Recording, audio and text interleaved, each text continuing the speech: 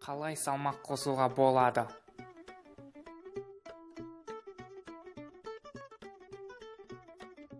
Кейбір адамдар салмақ тез қосса, енді басқасы қанша тамақтанса да салмақ қоса алмайды.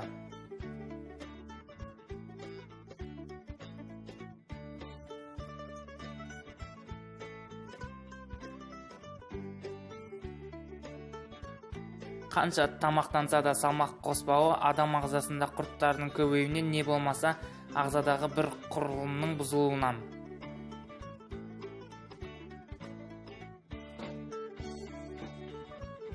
Сол себепті әрбір адам өз ағзасын жыл сайын зиянды құрттардан тазалап отырған дұрыс.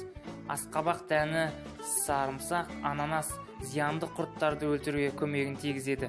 Бұны аш қарынға жеген жөн.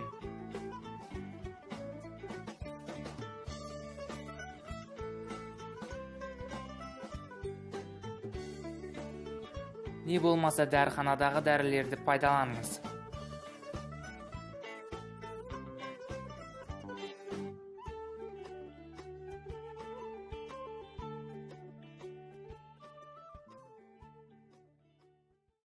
Ендігі мәселе дұрыс тамақтану үлгісін құру.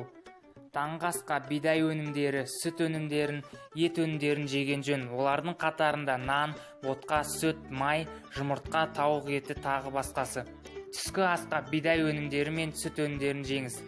Ал кешкі асқа көкөністерден дайындалған тағамдар жеген пайдалы.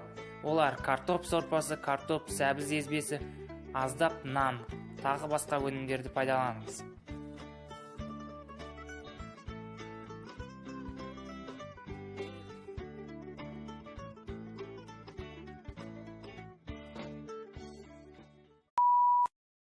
Редактор Бердалы Ораз.